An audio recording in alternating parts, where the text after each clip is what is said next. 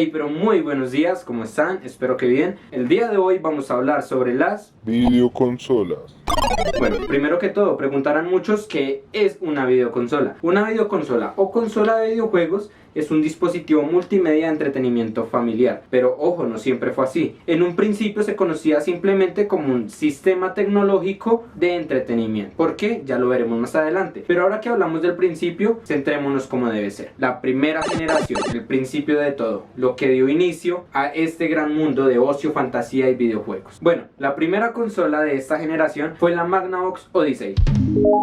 Esta consola, creada por Ralph Beer en 1972 y distribuida por la compañía Magnavox, fue algo que innovó completamente el mercado, teniendo un éxito moderado, hasta que el dios que llegó a salvar esta franquicia, llamado Nolan Bushnell, con su mítico videojuego Pong, creó un boom total, con lo cual logró que la industria de los videojuegos se expandiera a nivel mundial, llegando a cada continente del mundo, llevando estos videojuegos a millones de familias. Debido a esto, muchas marcas se unieron al mercado para hacer competencia, entre ellas Atari con la Home Pong, el Star de ColecoVision y la Color TV Game de Nintendo, obviamente. Al ver el éxito que estaban teniendo estas marcas, Odyssey no se quedó atrás. Sacó al mercado la Odyssey 200.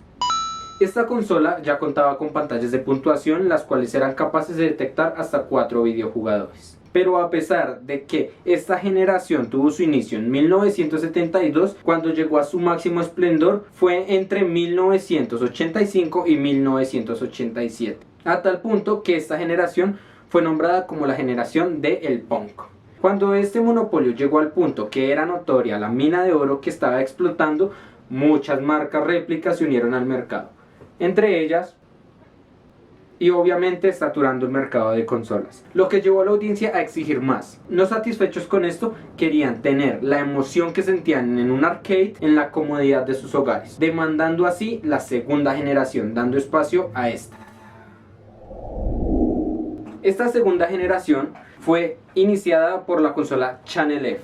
Esta de aquí probablemente no muchos la reconozcan. ¿Por qué? Esta consola solo fue distribuida en Estados Unidos, no salió de ahí. Para mí fue un fracaso. La verdad, fue una consola que debe haber salido en primera generación, no fue digna de la segunda. ¿Cuál fue digna de la segunda? ¿Qué consola marcó esta generación? La Atari 2600. Esta consola era limitada a detectar 128 colores, pero para la época, vamos, era increíble. Sin mencionar que leía juegos en 8 bits. Por lo tanto, esta generación también se conoce como la generación de los 8 bits. Por ello, esta segunda generación trató de dar a tope todo lo que tenía, integrando también así los famosos cartuchos, pequeños dispositivos donde estaban desarrollados previamente los juegos que iban a correr las consolas, como la Odyssey 2, Intellivision, ColecoVision, entre muchas otras. Por esto también muchos desarrolladores de videojuegos se unieron al mercado, saturando tanto esto que lo mandaron fue hacia abajo. ¿Qué pasa con esto? Se pensó que la industria de los videojuegos moriría, se pensó que hasta acá llegaría, pero no fue así, porque llegó Nintendo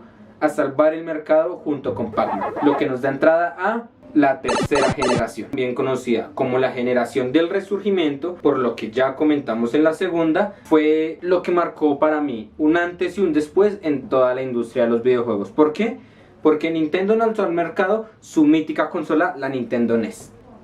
Esta consola llegó a revolucionar todo, a cambiar todo, pienso yo, pero eso ya lo dejo a criterio de ustedes. Después de que la crisis finalizó, más marcas decidieron entrar al mercado, entre ellas Sega con su Sega Master System, haciéndole competencia directa y creando la famosa guerra de consolas junto con la Nintendo NES. Pero pues ya sabemos quién fue el claro ganador, ¿verdad? La Nintendo NES tuvo una venta total de 68 millones de copias hasta la actualidad, la consola más vendida del mundo hasta finales del siglo XX, cuando llegó PlayStation a sustituirla. Pero bueno, eso lo hablaremos más adelante. Por el lado de Sega solo tuvo 13 millones de copias vendidas en el mercado, lo cual comparado con Nintendo fue bastante poco. Pero así como muchas marcas se unieron, también muchas empezaron a irse. Una de las más destacables que murió en esta generación, Atari. Al ver su fracaso en ventas, Atari tomó la decisión de retirarse del mercado. Ya no había espacio en este mundo para ello. Entonces salieron del mercado, quedó Sega, quedó Nintendo y empezó la cuarta generación.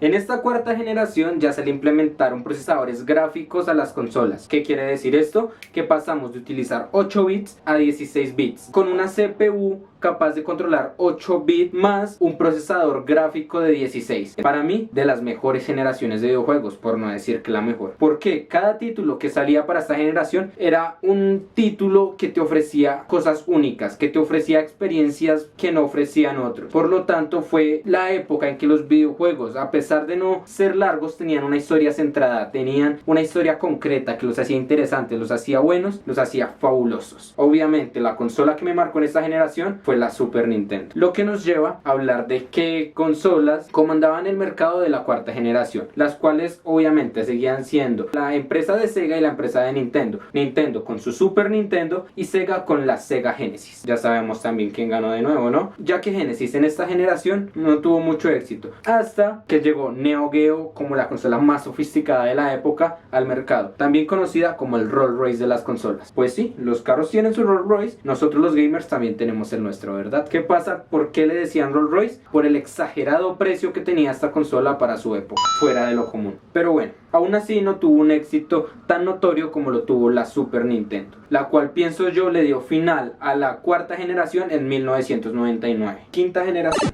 Esta quinta generación, también conocida como la era de los 32 bits, vamos, ofrece demasiado. ¿Por qué digo esto? En esta generación Sony decide entrar al mercado al ver tal mina de oro que está empezando con la consola de videojuegos y lanzar la Play 1, una consola con más de 100 millones de ventas a nivel mundial. Si eso no es éxito, vamos, no sé qué lo es entonces. Sony llegó al tope, a la cima, a hacerle competencia a la Nintendo 64, la consola de más gama de Nintendo para aquella generación. Una consola increíble, genial. Por otra parte, Sega sacó una consola, no destacó mucho, aquí se las dejo. Se intentó, se puede decir, ¿no? Centrándonos ya en un ámbito más del hardware que nos ofrece de nuevo esto, los cartuchos quedaron atrás. Esta generación ya trae un sistema que es capaz de leer discos DVD, sin mencionar los controles que cambian bastante, traen más botones, traen una mejor comodidad para el videojugador. Y esperen que esto no es todo. ¿Qué es lo más destacable para mí? El 3D, brutal. Aquí los videojuegos dejaron de ser simples plataformas en 2 dimensiones a ser videojuegos en 3D, que si quieres ver la diferencia te recomiendo un título como Doom. Títulos que desde las primeras generaciones vienen creando un contenido de calidad, al punto que cuando utilizaron al máximo los procesadores de estas consolas, crearon videojuegos que valían más que la pena. Entonces pues pasamos de esto a esto. Esto es lo que logra la tecnología. Esto fue lo que logró el avance de la quinta generación. Y claro está, también esta generación nos incluye infinidad de consolas réplicas o marcas que quieren entrar al mercado pero no lo lograron. No tuvieron el suficiente éxito porque, obvio, la quinta generación tuvo muchas consolas, entre ellas esta y todas estas.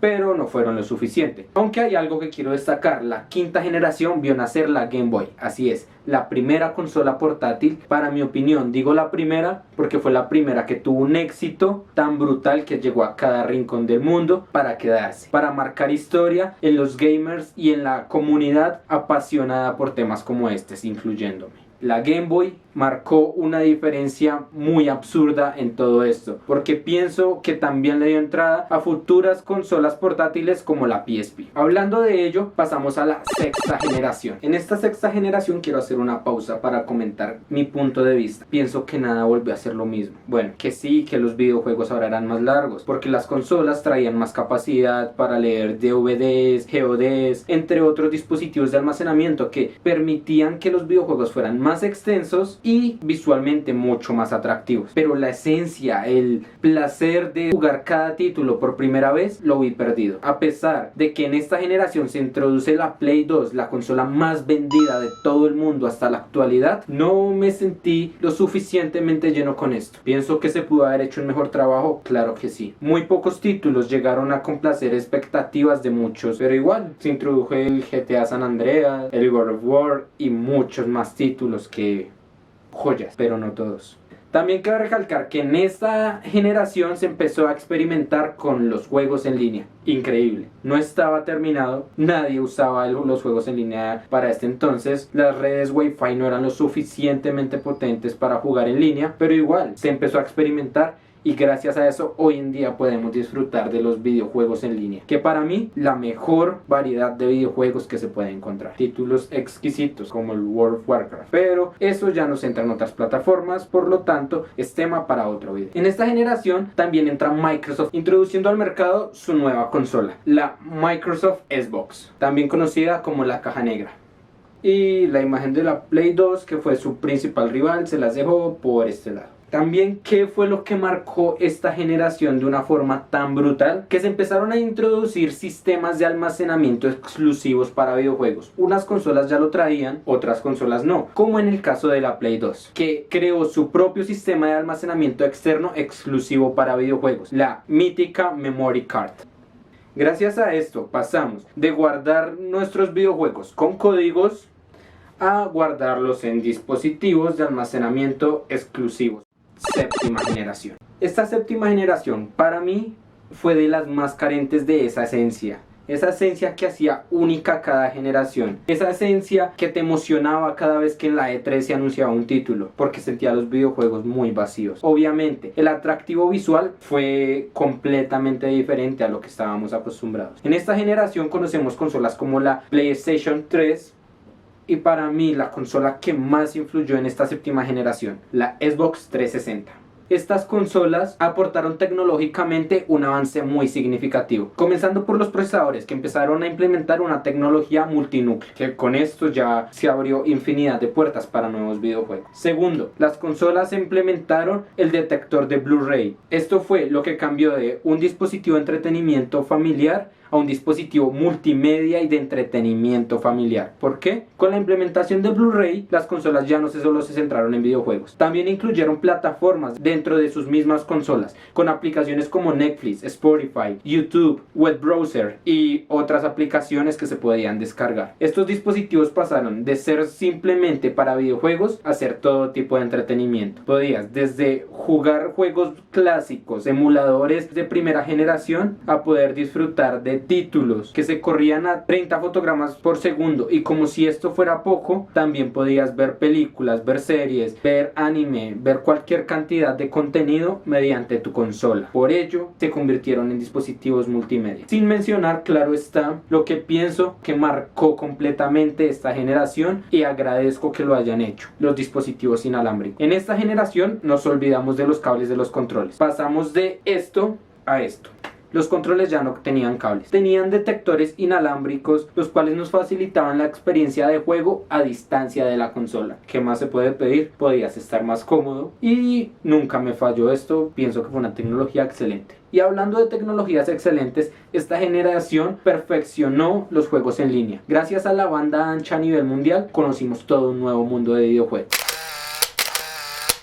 Esta séptima generación también incluyó la tecnología como el Kinect, y PlayStation también con su detector de movimientos para realidad virtual. Pero bueno, no considero que hayan sido tecnologías lo suficientemente perfeccionadas para aquel entonces. Ya hablado de esto, pasamos a la octava y última generación. Esta generación, a mi criterio, se centró principalmente en las consolas portátiles, porque Nintendo dejó de fabricar consolas estáticas que necesitaban obligatoriamente de un televisor, ya que empezó a incluir dispositivos como la Nintendo DS, obviamente ya más actualizada, la Wii U, la Nintendo Switch, que hasta el día de hoy se sigue vendiendo muy bien y es una de las consolas más amadas por la audiencia, entre otras. PlayStation, por su parte, sacó una versión mejorada de la PSP, la PSP Vita. También obviamente sacó su consola, la PlayStation 4. Por parte de Microsoft nos da a conocer un dispositivo increíble, la Xbox One. Esta generación perfeccionó aún mucho más lo que ya veníamos hablando, porque las consolas empiezan a incluir el internet como eje principal para su uso, ya sea para videojuegos o para la multimedia. También nos empiezan a incluir tiendas virtuales donde podemos adquirir videojuegos por medio de pagos en línea. Fue algo increíble también para el momento, algo muy novedoso que ya habíamos visto en la anterior generación, pero muy escaso. Por el lado de Xbox perfeccionó la tecnología del Kinect, y por el lado de Sony su sensor de movimientos. Se perfeccionaron al punto que la realidad virtual ya era un hecho. El futuro es hoy, ¿oíste, viejo? Lo que todos soñaron de estar dentro de un videojuego ya es posible en la realidad. mediante las gafas que incluyen estos y pues obviamente los sensores de movimientos, y así como llegan cosas al mercado pero salen otras, el modo de juego multiplayer empezó a verse cada vez menos, porque el internet estaba empezando a ser el principal eje. Los juegos en línea empezaron a ser lo principal en las videoconsolas. Por ello los desarrolladores dejaron de lado los videojuegos multiplayer y las campañas empezaron a disminuir en los diferentes títulos. Y ahí es donde acaba la octava generación. Ahora les explico por qué digo que esta es la última, porque la novena hasta ahora comienza. Está hasta ahora empezando en pleno 2021. Es una generación que aún tiene años por delante y no sabemos qué nos va a ofrecer. Pero por el momento, ¿qué nos motiva a seguir adquiriendo dispositivos como estos? ¿Qué avances trae entonces tecnológicamente? Comencemos por lo que para mí es lo más importante. Estas consolas ya traen incorporados, en el caso de la PlayStation 5, aquí se las dejo, un disco en estado sólido, exacto, un SSD. Estos discos, ¿qué diferencia tienen a los discos HDD? Los discos SSD procesan información el doble de rápido. ¿Qué quiere decir esto? Estas pantallas de carga eternas van a ser cosa del pasado. Solo hace falta esperar unos cuantos segundos y disfrutar del juego. La experiencia del videojugador ha cambiado completamente. Por la parte de Xbox no es mucha la diferencia que nos trae, pero igual también ha cambiado en diferentes aspectos que con el paso del tiempo nos iremos dando cuenta. Pero, ¿qué es lo que agregaron todas las empresas como tal? Resulta que esta novena generación ya no trae escala 4K como lo traía la octava generación. No lo mencioné porque, como acabo de decir, solo traía una reescalada. Es algo nulo prácticamente. Muy pocos títulos podían ejecutar el 4K. Estas consolas de novena generación tienen el 4K como un hecho. Los videojuegos de esta generación se ejecutan en 4K. Los gráficos de esta nueva generación son exquisitos, apegados a la realidad bastante, pero bueno, esperemos a ver qué más nos puede ofrecer. Esperemos a ver estas dos empresas si van a seguir subiendo, si alguna va a bajar, si una nueva va a aparecer. Esperemos a ver cómo el mercado de las videoconsolas puede llegar a cambiar el día de mañana, porque así como en un principio Sega y Nintendo comandaban, puede que mañana Sony y Microsoft dejen de mandar el mercado. ¿Cómo lo sabremos? Jugando, investigando y, claro está, disfrutando. Espero les haya gustado. Les agradezco mucho por su tiempo de haber visto este video. Y recuerden, los videojuegos son una pérdida de tiempo, pero son una pérdida de tiempo que en ocasiones vale la pena, porque pienso que un videojuego te permite tener no solo una, sino varias vidas. Te permite salir de un mundo para entrar a otro. Y por eso sé que pierdo mi tiempo con videojuegos, pero lo sigo haciendo, porque lo disfruto y espero tú también.